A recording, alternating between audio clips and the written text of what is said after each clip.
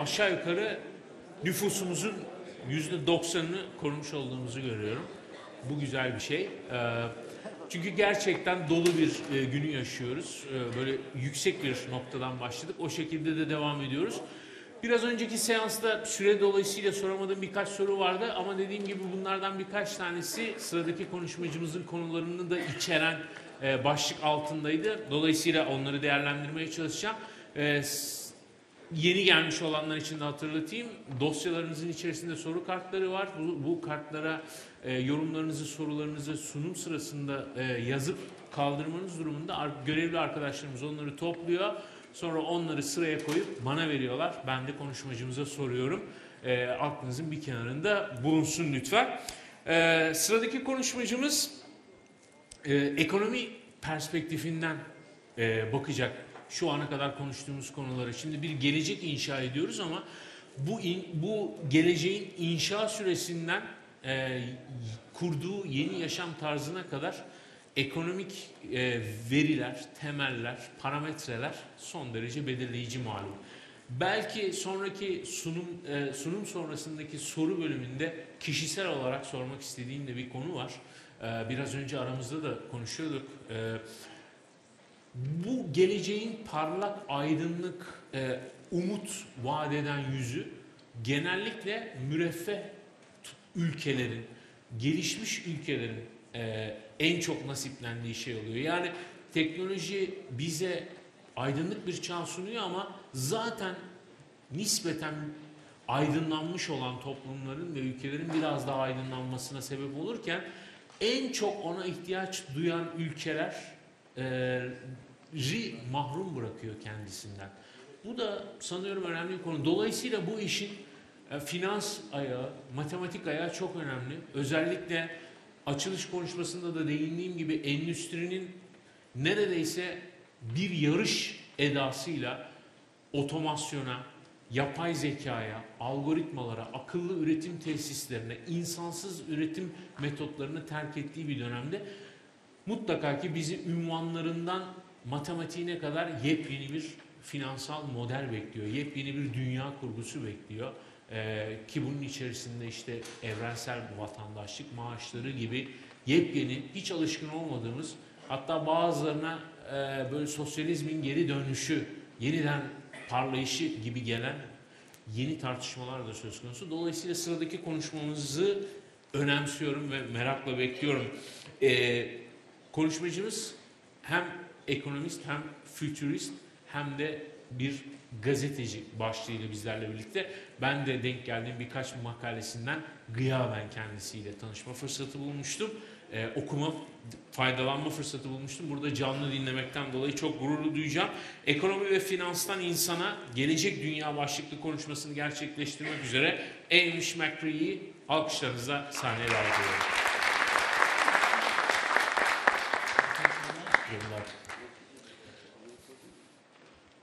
Well, thank you so much for inviting me here. Thank you for that gracious introduction.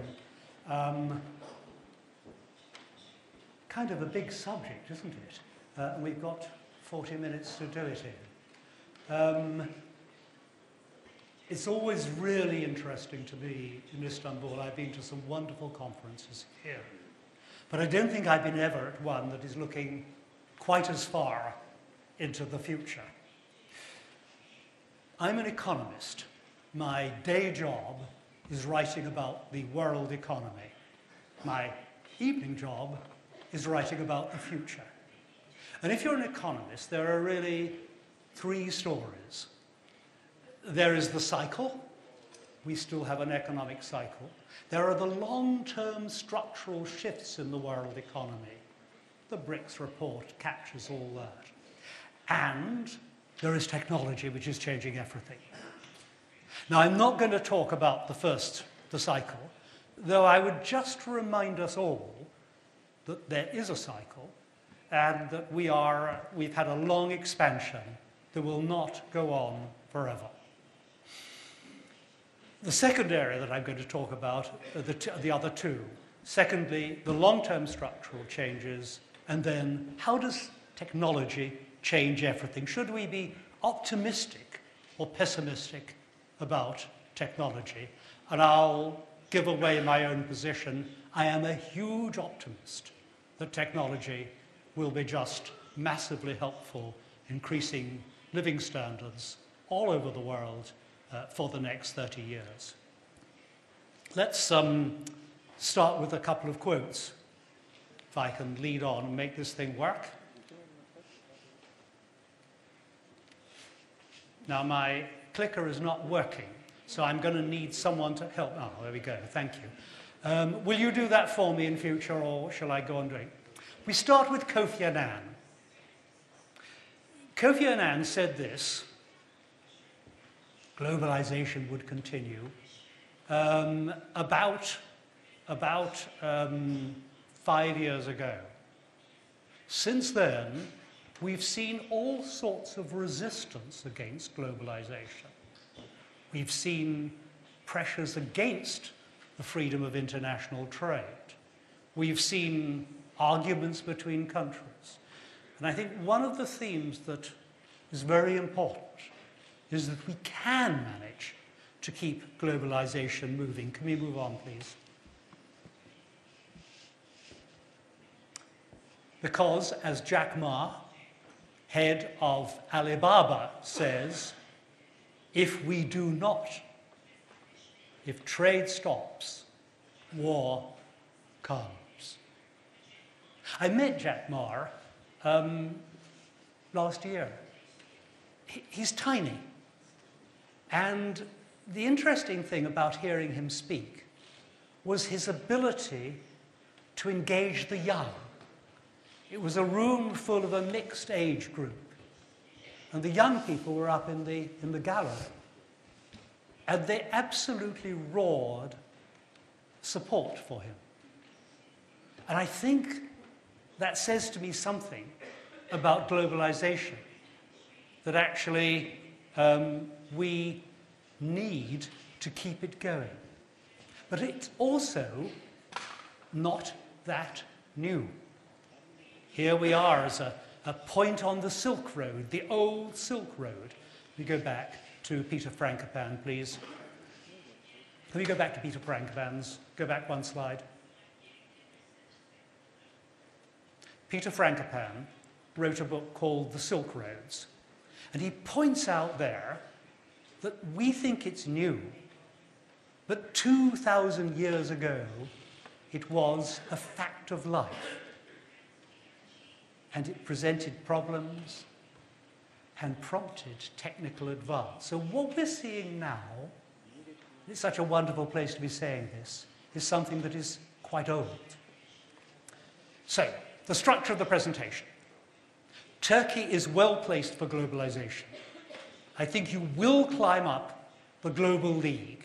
We'll see that in a moment. But the question is, for Turkey, how does it remain open enough to benefit, thank you, from that?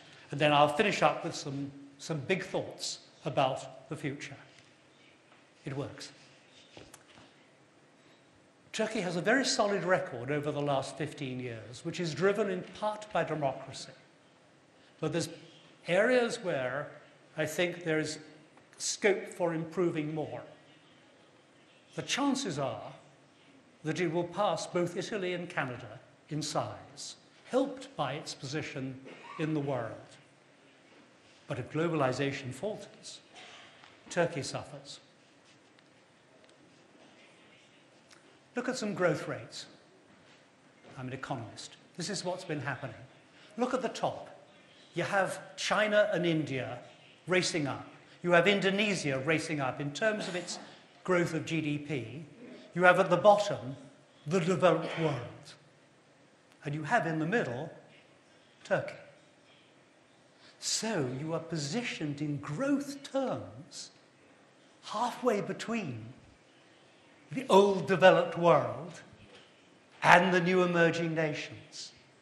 I think that speaks very, very well for the potential of the future. This one isn't working either. Can we go on, please?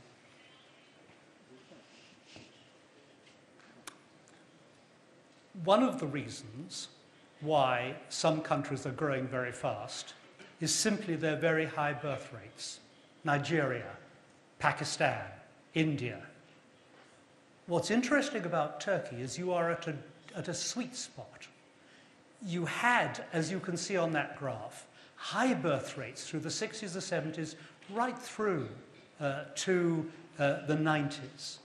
Then it comes down. So you have this big increase of working population, well-educated working people that are going to go on driving the economy for one generation more. Can we go on, please? Can we move a slide forward, please? Look at this. Size of working population to 2050. India, big increase in working population. Mexico, South Africa. But then comes Turkey. You are demographically extremely advantaged. Look down at the bottom of that graph. You see Russia, Poland, South Korea, Germany, all having a smaller working population in 2050 than they do now.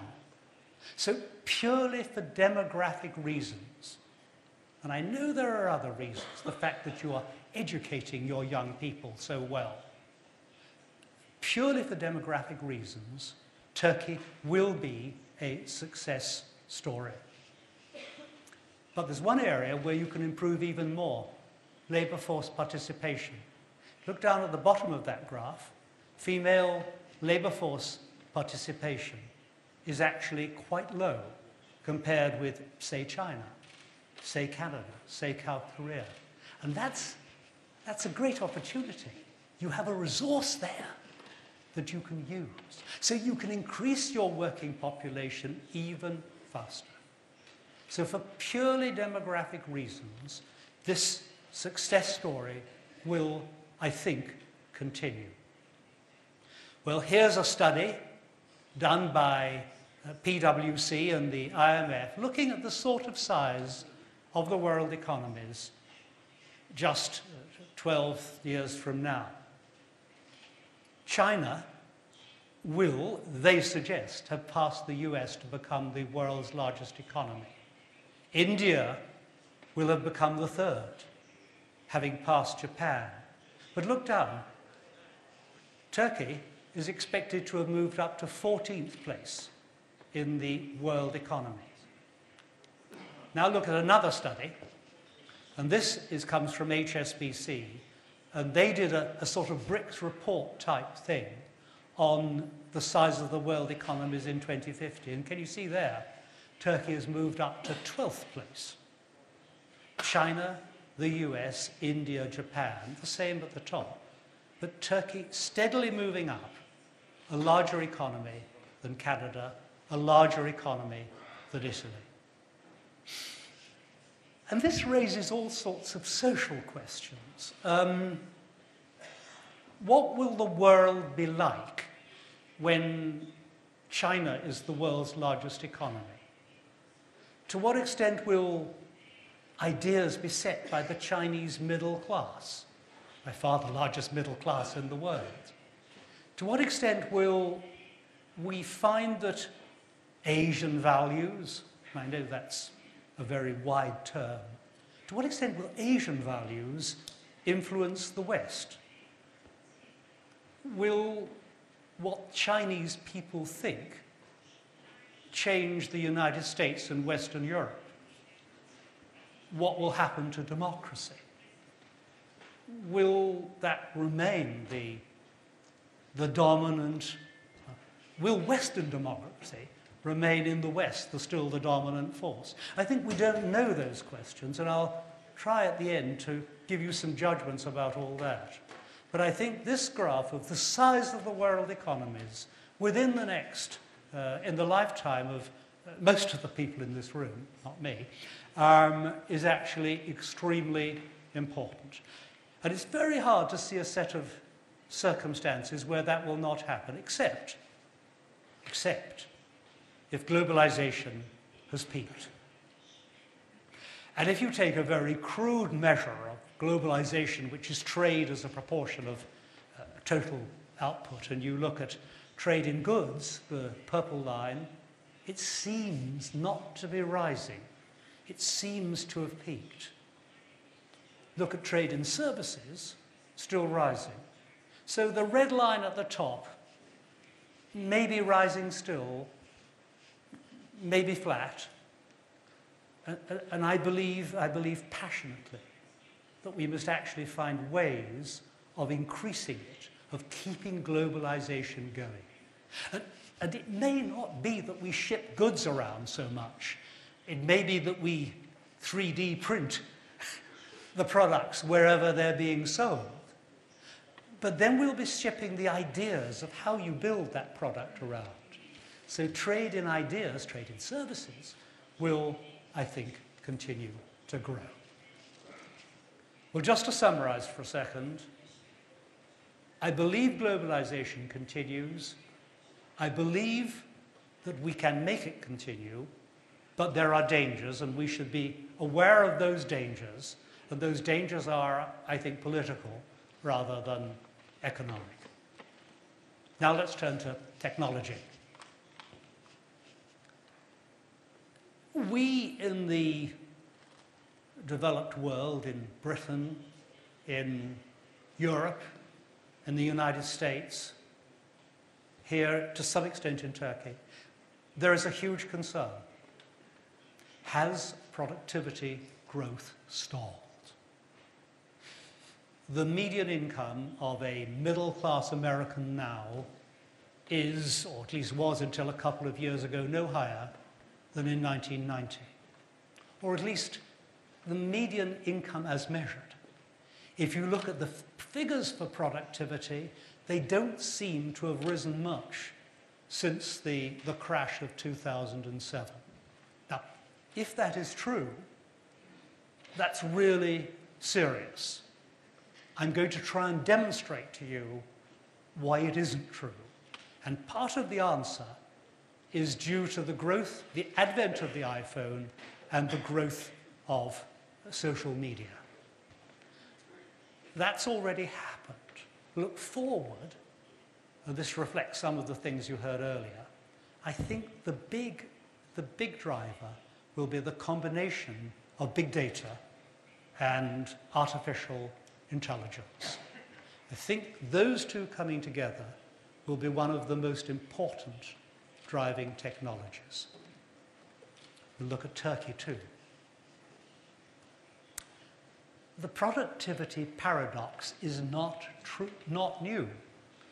The American economist Robert Solow wrote in 1987, and remember, this was just the time when computers were racing through being introduced all over the world. The PC had just been invented. You could see this computer age everywhere, but it didn't show through in the productivity statistics.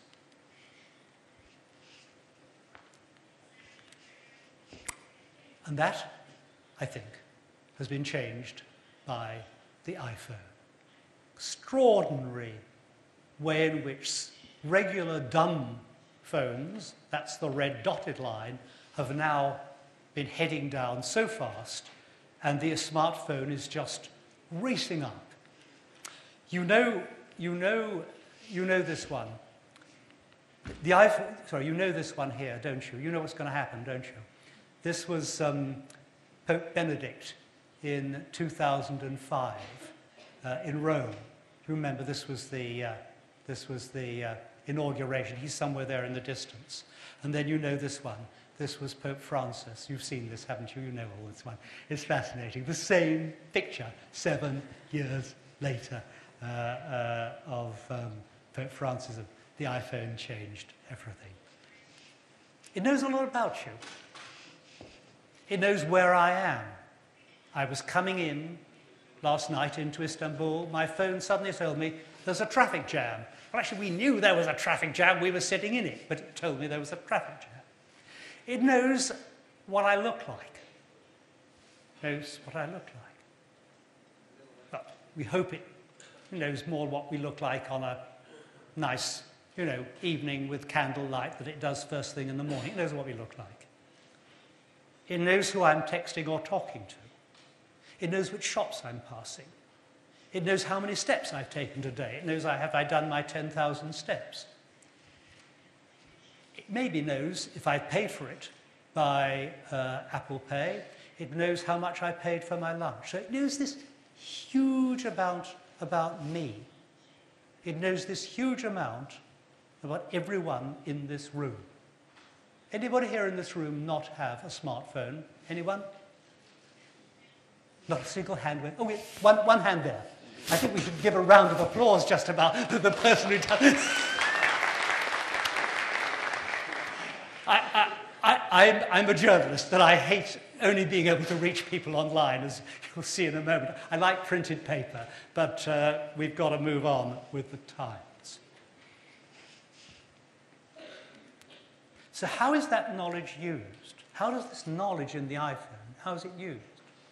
Well, right now, we're seeing the rise of social media, and we're seeing the disruption of business models. But the next generation of big data is too big. So the only way we'll be able to get more out of big data is where AI will come in. We know about disruption. Fairly well-known point. I wrote an article a few months ago with these points on it. They were very ordinary points. Other people had made them before. I got more reaction from this article than I think anything I'd written for the last 4 years. Uber, Facebook, Alibaba, Airbnb. The whole revolution of services industries. Amazon taking over the world. It's not just those four. What about social media? Well, social media are dominated by the United States. Europe does not have a significant homegrown social media company. It controls the app economy. It's transformed or destroyed, in some instances, legacy media, and has led to fake news. Let's look at some graphs which show this. Facebook, look at that. Just shooting up, dominating everything. WhatsApp, dominating. WeChat, Instagram, Twitter growing much more slowly. Look at the app economy. Look at that circle line there, that round segment. Did you know that Google controls 35% of the app economy? Facebook, 19%. Apple ate Yahoo when we did these numbers. In other words, a tiny group of companies, all American, control nearly 3/4 of the app economy. That's intellectual soft power of America controlling this crucial thing.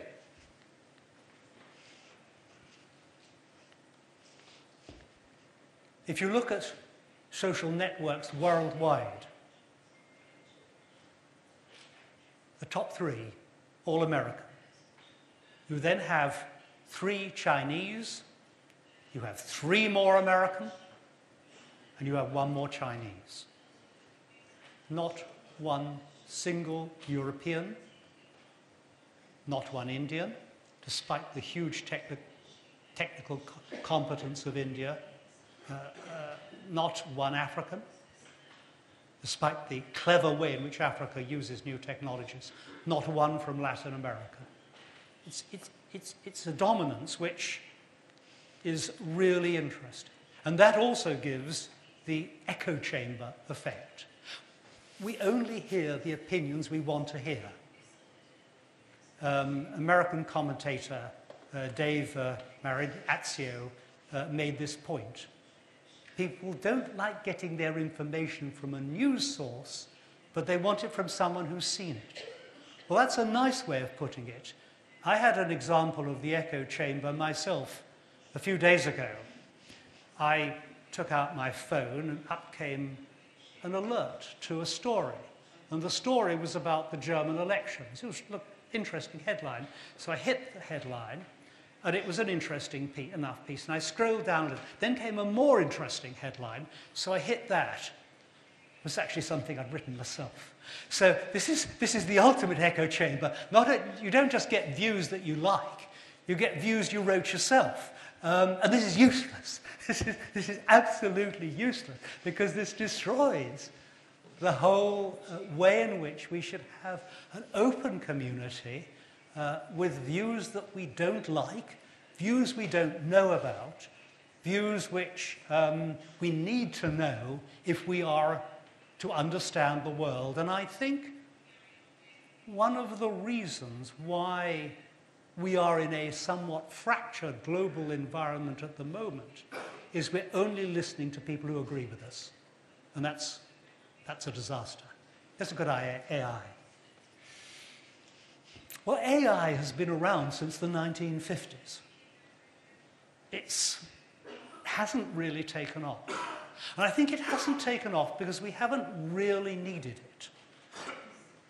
We don't yet know what AI applications are going to be successful. We can see some things happening. For example, in legal firms, you want to comb the legal precedents, comb the cases in the past that might be relevant to your case. Now, it's too difficult to do that. Just so many. You can put lots of 25-year-olds onto the job, but actually so much better and quicker if you can use artificial intelligence to do so. So that's one of the applications I happen to know about in a legal firm. But there are many others. There are probably applications that you are starting to find in your own businesses in this room. The moment, though, like that, it's just a productivity gain. But I think we'll start to get qualitative gains as we learn more about how to do it. Spending is shooting up. We're around the 15 billion worldwide at the moment.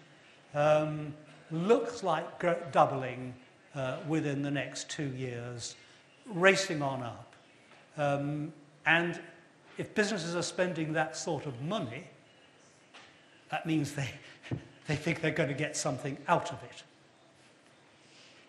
What will it be used for? Well, here are a set of ideas, and you'll all have this presentation afterwards, so I'm not going to go through each of them.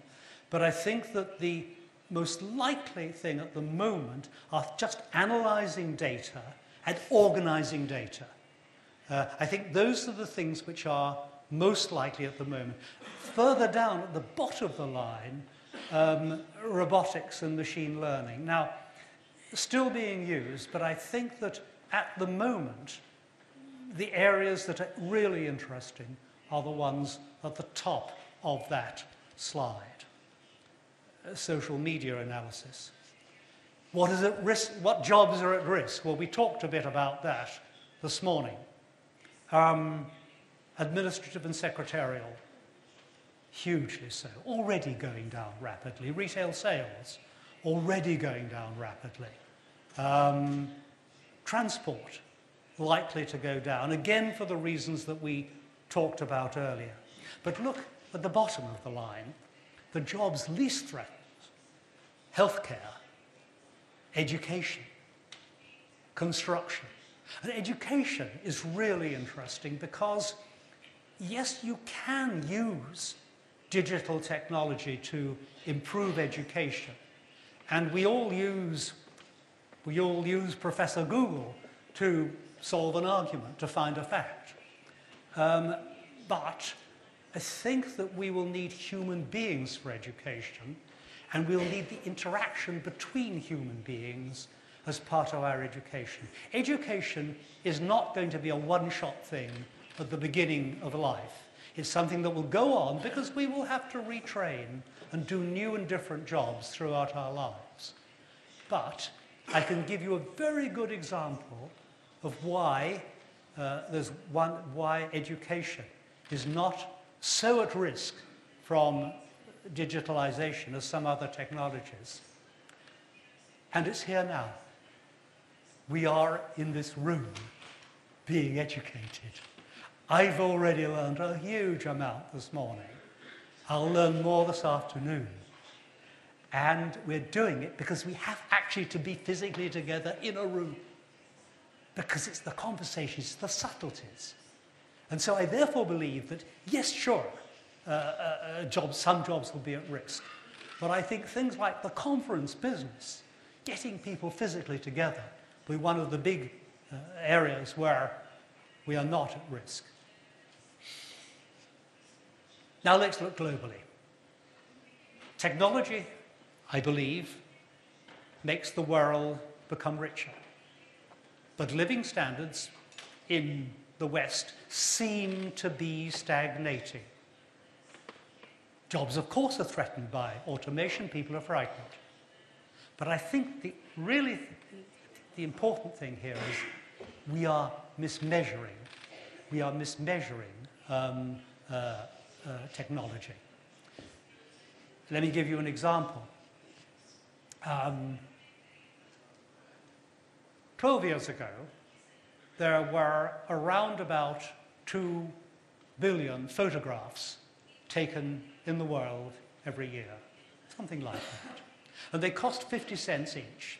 Development, the film, development, printing it up. Now, there's been something like an 18 or 20-fold growth since that. But the cost is essentially zero. Photograph taken here now of that screen, cost is zero. So what's happened to GDP? GDP has gone down, not up. And so it's counterintuitive. We're just not measuring the growth in our living standards that's taking place. We're not realizing that we are getting richer, even though we can't properly measure it. How does Turkey compare? Well, of course, Turkey benefits from the technology that is available around the world. Being a quick adopter is just as important, in fact, more important, than being the frontier developing new stuff. China has demonstrated that. Hasn't really developed yet much that's entirely new, but has been a rapid adopter of other ideas. I think that'll change. I think China will become a frontier nation developing things forward. In some areas it is already doing it, but not yet coming through into the economic sphere. So more needs to happen. And it has to be a mixture of foreign direct investment and local development. So I think one of the interesting things for Turkey will be how do you maintain that flow of foreign direct investment, not because of the money. The money will cross boundaries because of the ideas. R&D spending in Turkey is still quite low. Can you see down there? That's something which I think you can and will improve on. Internet growth, quite low, but coming up. Cellular subscriptions, still quite low. So, areas where Turkey can do better. But that, if you're a little bit behind, that's an opportunity. And I think the technology, the opportunity for Turkey is to use technology to lift lifestyles. And the weapons, very simply, education, your youth, and the flexibility. And the key will be to translate all that into commercial success, and that is the job of everybody here in this room. And the outcome, the prize, is to be a beacon of excellence. Let me try and summarize some of the things I've been saying. I'm very sure that there will be over the next 30 years, a shift of economic power to China and India. I can't see any set of circumstances where that won't happen. And Turkey will rise in the global economic league table as part of this big transfer. I think it's inevitable that Europe will decline in relative terms economically. I don't see any set of circumstances where that can't happen. Living standards will rise, but I can't see any set of circumstances where Europe will it'll be comfortable. It will drive forward some technologies, but it will become less important in the world. And I think that's a relevant issue for this country. Within the emerging world, longevity will go up. People will live longer. No question. Within the developed world, I'm not so sure. I'm not so sure. The very latest data shows that longevity is starting to decline in the developed world. Obesity, maybe, not sure. It's starting to come off. So I don't think we can be sure about that. I think we can be very sure that there will be infinitely competent electronic communications. It'll just do whatever you want. I'm very sure that the combination of AI and big data will be part of that hugely competent electronic communications. And I'm very sure if we measure the digital services correctly, that there will be greater material prosperity for almost all the world. The sort of circumstances where that last thing won't happen don't really bear thinking about. We're talking war, we're talking about some kind of plague that will sweep the world that we can't control. I don't think they bear thinking about. And I think that the chances are relatively small. So we can be reasonably sure greater prosperity. Now, what are we not sure about? Well, here are my worry list.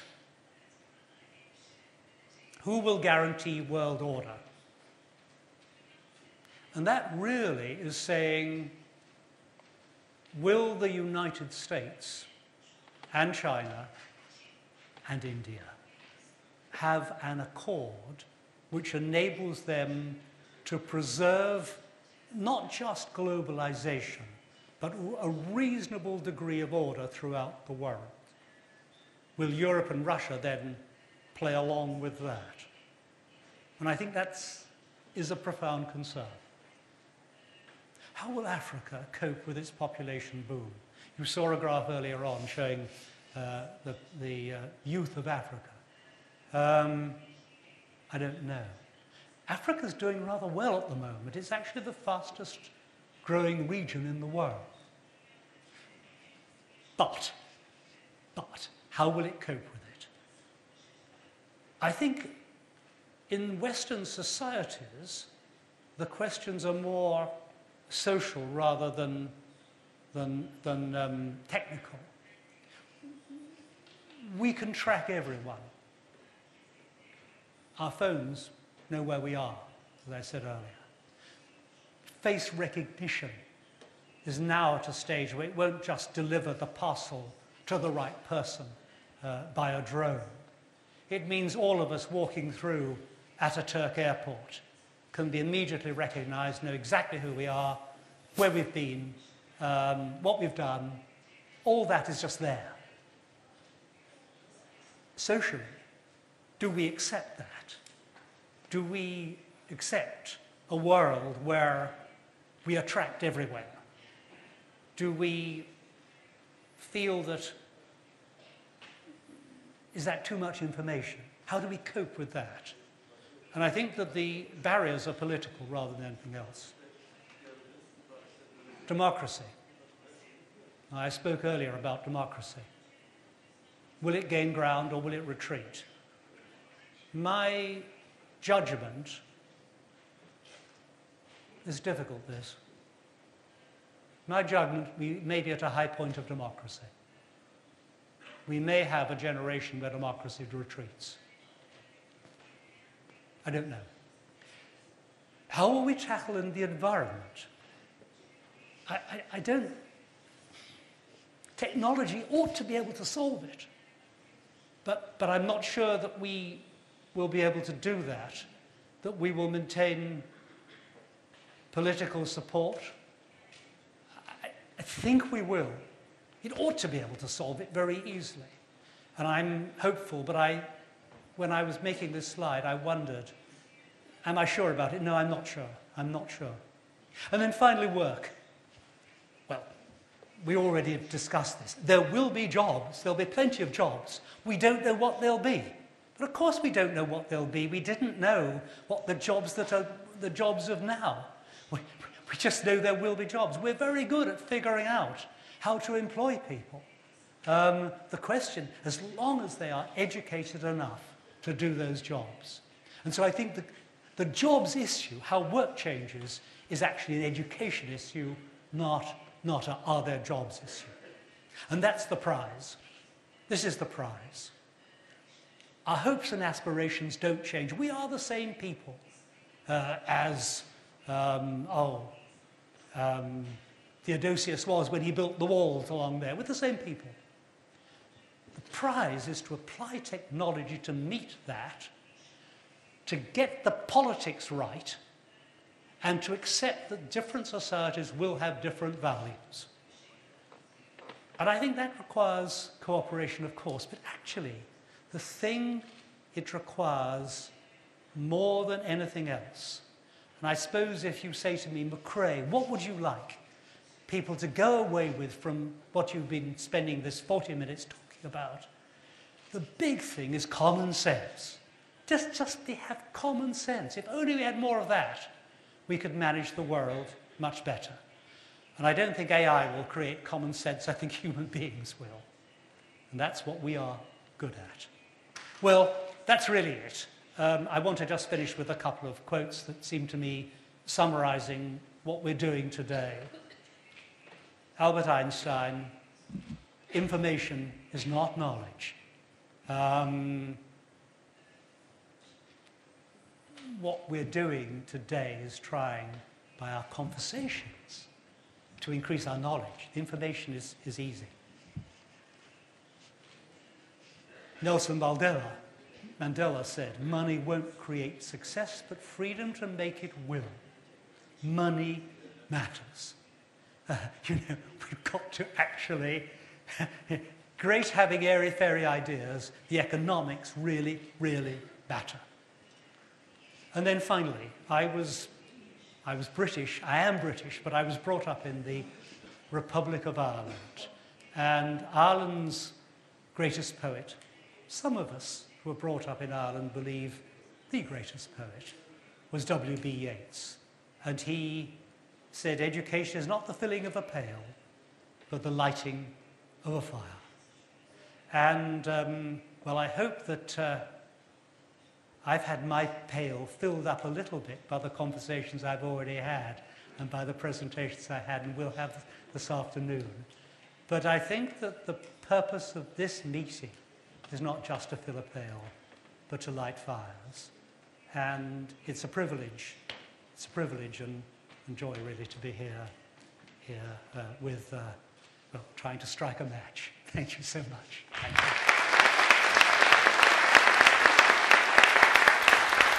Thank you, Mr. Mcrae. So much. Maybe you'll need your I'll need my headphones. Let me device. I don't know. What do you call that in English? Sorry, let me just try and see if I can get this. I was having the headphones on. It should be already working, isn't it? That one isn't. We'll try this one. Yeah. Yes. Right. Sorry. Give me a second. Yeah, okay. It's funny, no technology, rush. you see, Take isn't. your time. We're going to get instantaneous translation. And I with saw the a new demo. Google device. Well, exactly. But it isn't quite there, is it? So, and We're actually still probably waiting won't for be the very bagel good. Give me fish. just a second or two to try and get this working. Okay. Right.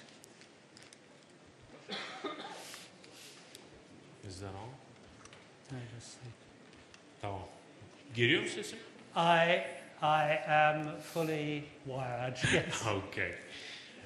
Şimdi yine sorularımız var. Ben vaktimizin yettiği kadarıyla size yönelteceğim. Öncelikle basit, net, kısa bir soru. Gelecekte insan mı yoksa devletler mi ön planda olacak geleceğin ekonomisinde? Humans or states? Gosh. States are a collection of humans.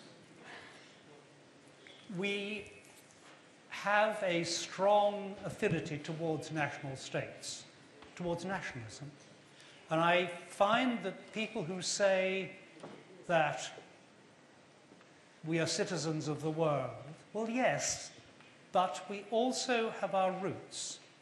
And I think that one of the challenges of states will be to balance people's roots and culture with a global outlook. And I think that the key to successful societies will be those that recognize both and don't say we are just citizens of the world, or don't just say we go back into our national boundaries. So I think that happy, successful societies will recognize and cherish both. Teşekkürler. Sıradaki soru da bununla bağlantılı sayılabilir.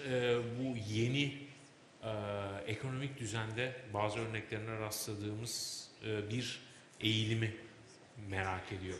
Sadece ekonomik olarak değil, fiziki olarak da devlet büyüklüğünde şirketler görecek miyiz? Geleceğin bu süper, uluslararası şirketleri nasıl bir ekonomiyi ortaya çıkartacak? One of the fascinating things of the last 10 years has been the way in which companies which barely existed, in some cases did not exist, are now the largest companies in the world. 4 out of the 5 most valuable companies in the United States are high-tech companies. Astounding. Astounding. So I think that companies as a form of organization is actually remarkably durable. The individual companies are not necessarily durable. A company can go from being a Fortune 500 company to disappearing in a matter of months. You can see a company like Nokia grow from nothing to huge to quite small in the space of 15, 20 years. So I think companies will rise and fall, but there will still be companies. In terms of employment, however, I think that employment will very often not be a contract with a company, but be a contract to be a private individual with their own business. And the typical pattern of employment will be for people to go out, work with a company and be a core worker for their 20s, their 30s perhaps, and then typically in their 40s or beyond go and become a portfolio worker, so that they then work for lots of companies bringing the skills that they've brought. And that suits companies. You don't have your 45 and 55-year-olds who are very expensive. If they're good, they're really expensive, necessarily on your payroll, but they give you their wisdom, and you buy them in as you want. And from the point of view of the person running their own company, they work when they want to. If they have the skills, they will go out and do those jobs. And they can choose between working or looking after their grandchildren. O kadar güzel sorular var ki hepsini sormak istiyorum. Dolayısıyla hızınıza güvenerek sıralayayım. Biraz önceki sunumlarda da aralara sıkıştırdığım bilgiler vardı. Bu teknolojinin gelişmesiyle birlikte işte yeni işler, bir yandan işsizlikler, yeni uzmanlıklar, yeni yetkinliklerden söz ediyoruz. Bunun yaratacağı sosyal ve siyasi problemleri nasıl görüyorsunuz? Teknolojinin mutlaka belki çözümleri vardır ama siyaset anlamında nasıl baş edeceğiz? It will be difficult.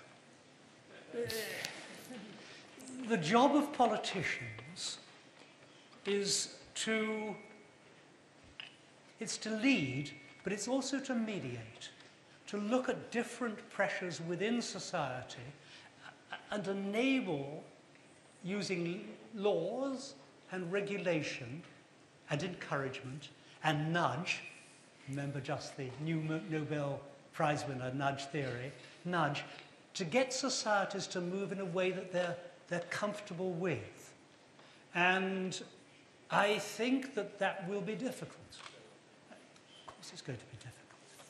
But I think that is the challenge for politics, is to do the right thing, not just in providing leadership, but actually in helping societies adjust to technical change.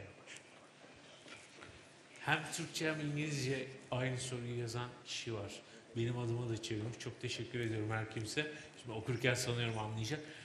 İlginç bir soru. Diyor ki Çinliler bu kadar gelişmiş, ekonomisi bu kadar ileri ama sosyal medyayı ve teknolojinin birçok araçlarını ve markalarını Amerika yaratıyor. Demek ki gelişmişlikle teknoloji üretmenin arasında bir fark var. Ne düşünüyorsunuz?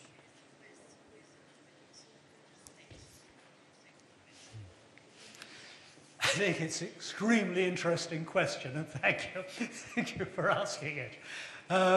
Gosh, well, if we'd been having this conversation 10 or 15 years ago, I think we would have said that the US model was dominant, it would spread to China, it would US social models would spread to China as China had copied economic models. Now I think it's rather different. I think that I have profound faith in US democracy.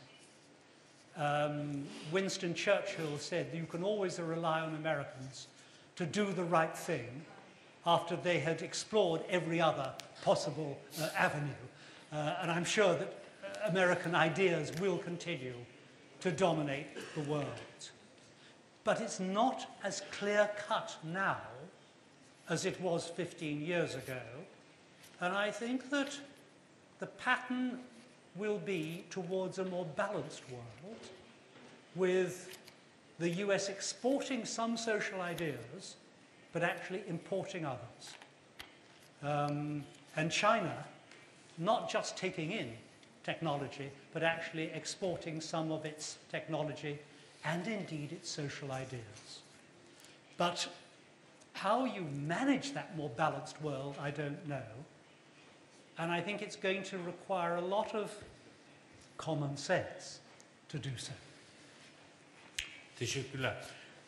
Geçen gün okuduğum bir makaleyle paralel bir soru var. Şimdi küreselleşmeyi aşağı yukarı hizmetlerin, ürünlerin ve imalatın akışkanlığı olarak tanımlayabiliriz. Dünyanın her yerinin, dünyanın her rolüne bürünebildiği bir yapı. Ama bugün otomasyon, yapay zeka ve 3 boyutlu yazıcıların kesişiminde yepyeni trendler görüyoruz. Fabrikalar ilk defa artık doğudan batıya doğru geliyor. Yapay zeka birçok süreçleri üstlenip maliyetleri düşürüyor. Dolayısıyla artık ucuz iş gücünün olduğu yerde değil, büyük pazarların olduğu yere kayıyor sanayi tekrar. Yani Avrupa'ya, Kuzey Amerika'ya, işte Uzak Doğu'nun zengin ülkelerine vesaire.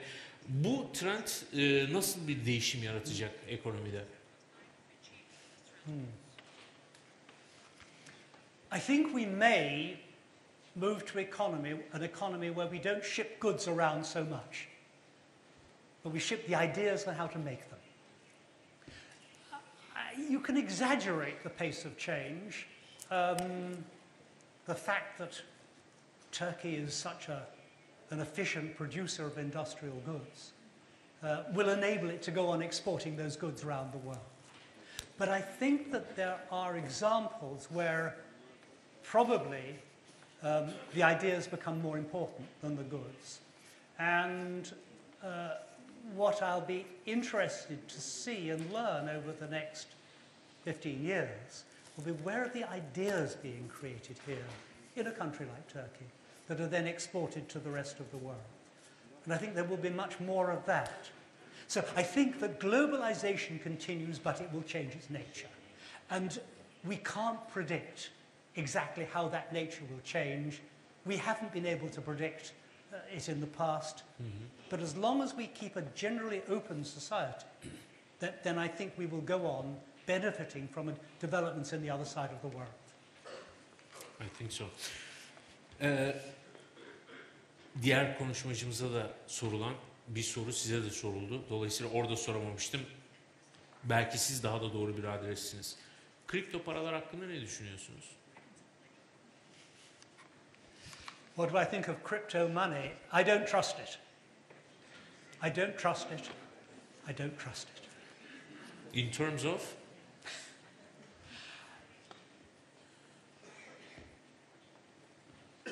There's quite a lot of monetary theory exists that has been developed over the centuries by economists.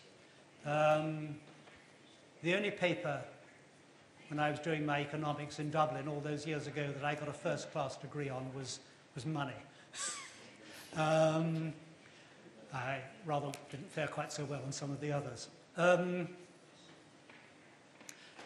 has to be something behind money.